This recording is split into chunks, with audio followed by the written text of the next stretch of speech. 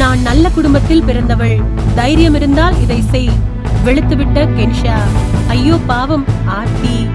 ஜெயம் ரவி அவருடைய மனைவி ஆர்த்தியை விட்டு பிரிந்து அவருடைய துணையாக கெனிஷா என்கின்ற பாடகியை ஏற்றுக்கொண்டு பொது இடங்களில் ஜோடியாக கெனிஷாவுடன் வலம் வருகிறார் ஜெயம் ரவி. இதற்கிடையில் கெனிஷா பிரான்சிஸ் தன் வாழ்க்கையில் ஒளியை கொண்டு வந்திருக்கிறார் என அறிக்கையில் குறிப்பிட்டார் ரவிமோகன்.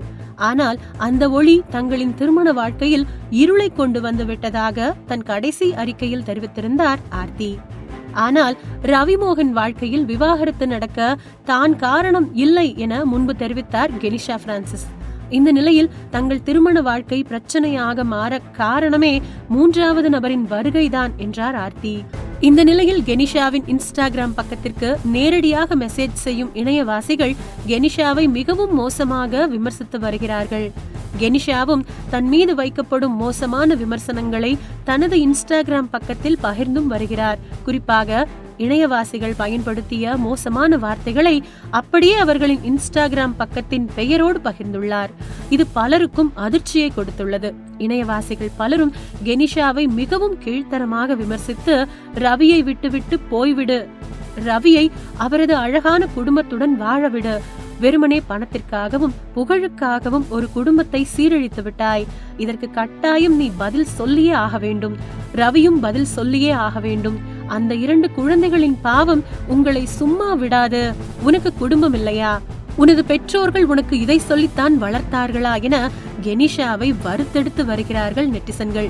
இதற்கு விளக்கம் கொடுத்துள்ள கெனிஷா, நான் ரொம்ப நல்ல குடும்பத்திலிருந்து வந்த பெண், நீங்கள் எனக்கு கொடுக்கும் கமெண்ட்டுகள் சாபம், கொலை மிரட்டல் போன்ற விஷயங்களால் என்ன நிலையில் இருக்கிறேன் என யாராவது யோசித்தீர்களா? கர்மா பற்றி பேசி என்னை குறை சொல்கிறீர்கள். ஆனால் உண்மை வெளியில் வரும்போது உங்களுக்கெல்லாம் என்ன நடக்கும் என நான் பார்க்க விரும்பவில்லை. நான் எனது கமெண்ட் செக்ஷனை ஆஃப் செய்ய போவது கிடையாது. மேலும் நான் எங்கேயும் ஓடி போக மாட்டேன். யார் பின்னாலும் நான் சென்று ஒளிந்து கொள்ளவும் போவதில்லை. நான் இங்கேதான் இருக்க போகிறேன். நீங்கள் என் மீது வைக்கும் குற்றச்சாட்டுக்கள் உண்மை என்றால் என்னை நீதிமன்றத்திற்கு அழைத்துச் செல்லுங்கள். நான் நீதிமன்றத்திற்கு வர தயாராக இருக்கிறேன். நீதிமன்றம் சொல்லட்டும் என் மீது தவறு என்று. உங்களுக்கு தைரியம் இருந்தால் என் முகத்தை பார்த்து என் மீதான விமர்சனத்தை முன்வையுங்கள். நான் அதை மகிழ்ச்சியாக ஏற்றுக்கொள்கிறேன். ஆனால் அதற்கு முன்னர் எனது தரப்பில் சொல்வதையும் கேட்டுவிட்டு விமர்சியுங்கள். அதை விட்டுவிட்டு உருவகேலி செய்வது, பொய்களை பரப்புவது, அவதூறுகள் பரப்புவது, கொலை மிரட்டல் விடுவது போன்றவற்றை தவிருங்கள். நான் நல்ல குடும்பத்திலிருந்து வந்தவள், என்னை கர்மா தண்டிக்கும் என்று கூறுகிறார்கள். உண்மை ஒரு நாள் அனைவருக்கும் தெரிய வரும். உண்மைதான் நிகரில்லாதது. என் மீது வைக்கப்படும் வசை சொற்கள் மற்றும் குற்றச்சாட்டுக்களை நான் கடவுளிடம் கொடுத்து விடுகிறேன். கடவுள் பார்த்துக் கொள்ளட்டும் என்று கெனிஷா பதிலளித்துள்ளார். உங்கள் தின சேவல்.